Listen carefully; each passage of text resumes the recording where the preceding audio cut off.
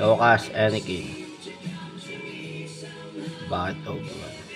Dahil nagkaharap din tayo kahit sa panaginip lamang. Pero parehas tayong Padawan dito. Okay lang yan. At least masusubukan natin ang ating galing ulit sa lightsaber. Bala ko sanang sabihin kay Obi-Wan na si Palpatine ay si Darth Sidious. Kaso, napatay naman ako ni Anakin sa labanan namin sa mga invisible hand. At para nang makatulong ako kay Anakin tungkol sa mga nightmares niya, hindi ko siya isama papuntang Dagobah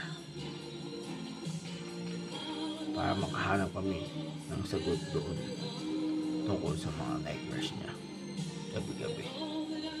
Gusto ko sana subukan pabalikin si Chancellor Palpatine mula sa light side, kaya gusto ko siyang kausapin. At sa wakas, natagpuan ko rin si Obi-Wan sa Tatooine kasama ang aking anak na si Luke. At need nating umalis ngayon apat papuntang Earth para doon nating i-testing at i-drive ang mga Gundam fighter na bigay sa atin ang mga tiga-planetang Earth.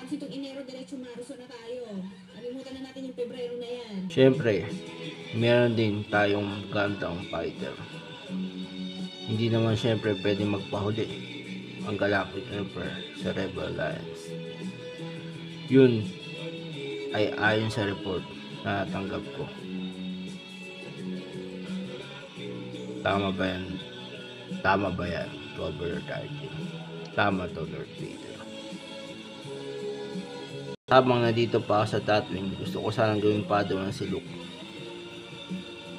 At gusto ko naman makarap sana si Anakin Skywalker dito sa World Between Worlds para magkasubok kaming dalawa. At gusto ko sana makita sila Anakin at Obi-Wan kahit sa panaginip lamang para makamusta ko silang parehas ng dalawa. At hindi naman nagawang tapusin nila Uncle Owen at Aunt Bro na pinturahan ang kisame namin dahil naging abal na sila sa pagpapalaki sa akin sa loob ng 24 years.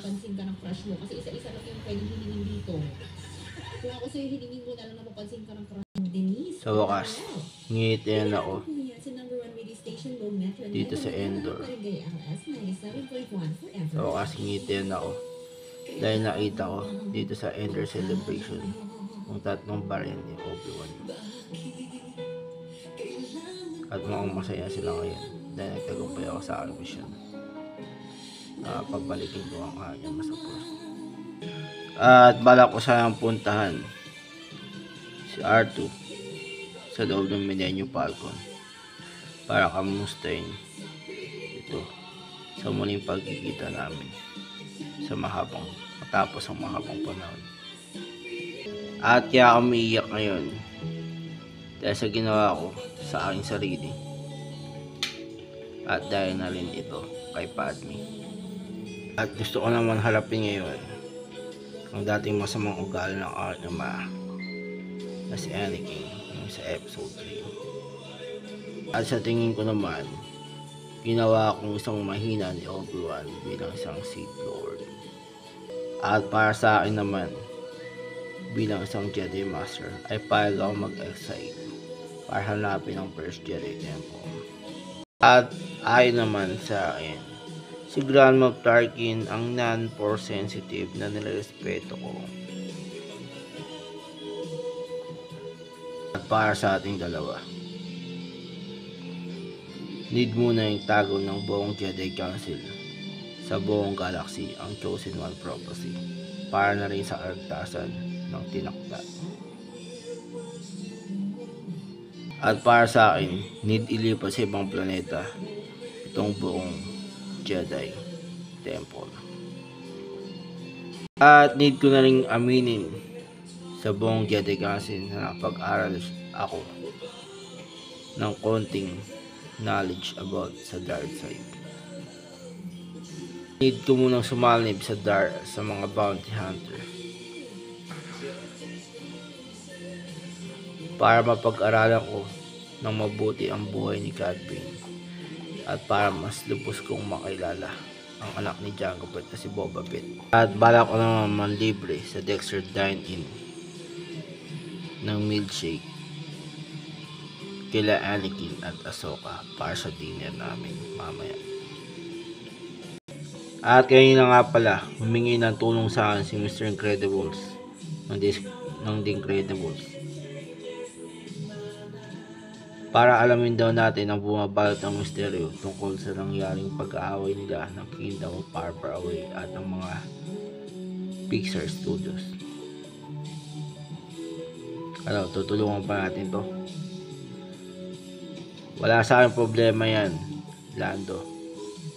Basta kung nasaan kayong dalawa ni Wedge, doon na rin ako. Maraming salamat, Dash. Ikaw, Dash. Ikaw Wedge, okay na sa'yo. Okay na sa akin yan, Lando. May healing power naman ako. Kaya kaya kong mag-transfer ng buhay sa taong nag-aagaw buhay. Kaya yun ang balak kong gawin kay Anakin. I-transfer ang buhay sa kanya ni Padme. Kahit Force Ghost na ako ngayon. Gusto ko sanang iligtas ang aking anak na si Luke sa may planetang Kree. At sa wakas, na-captured ulit namin si Rey. At this time, gusto kong malaman kung saan makikita ang location ng Wayfinder ng Sith. At ayon din naman sa akin, teorya, hirap akong barilin ni Chewbacca nung nakita kong saksakin ko ang aking sariling ama na si Han Solo. Dahil palagi kami magkasama nito nung bata pa ako.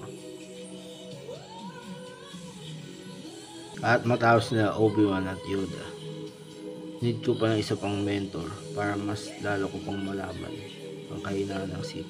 At sa ganun, maligtas ko ang aking ama na si Vader. At dahil din wala akong alaala ng aking ina, sana naman magkaroon ako ng pagkakataon na malaman ang background ng aking ina na si Senator Padme Amidala. Minsan naisip ko, paano kaya kung si Master Quinlan Vos ang naging master ko? At need kong pumasok sa loob ng Jedi Archive para mahanap ang kasagutan kung paano ko mailigtas si Padme.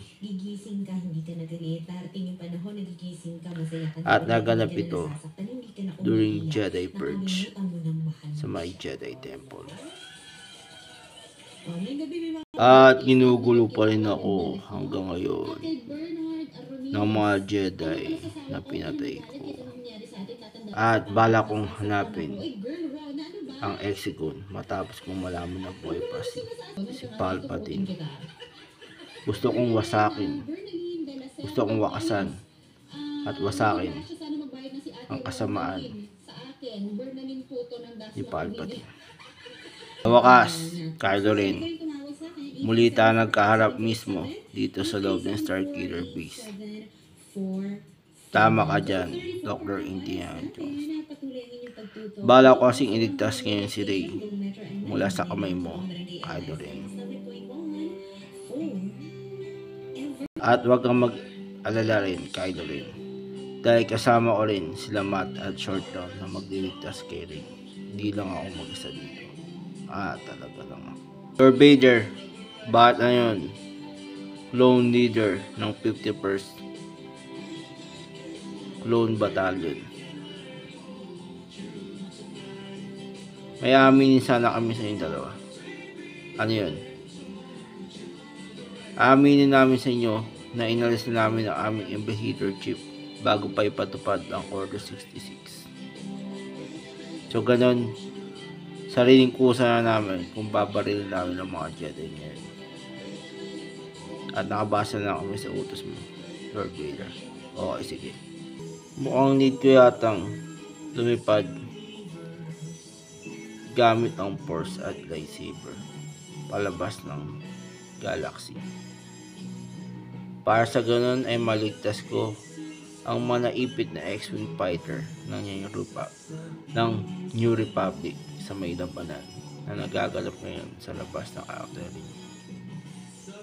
At ngayon ko lang na-realize kung paano ko nagawang talunin si Anakin dati sa Mustafar. At ngayon ko lang din na-realize na hindi ko talaga matalo si Darth Maul dito sa labanan. At naalala ko naman yung araw na mamatay ako bilang isang Slave Palpatine. At nabalitaan ko na rin na nakaligtas at buhay pa si Darth Maul ngayon. At ayon sa akin, tinangka akong patahin ng sarili kong pamilya noong bata pa ako. Dahil nalaman nila na isa akong force sensitive na bata. Kaya ngayon, bala kong gamitin si General Grievous para patahin si Palpatine. Grand Moff Tarkin, Bite Iron Lord Vader. Gusto ko sanang pigilan ang nangyaring himagsikan ng mga droids ngayon sa may Acernar. Dahil ito mismo ang problema ko ngayon. Huwag mo na silang problemahin, Lord Vader. Ako na ang bahala sa kanilang magpatahimik sa lahat.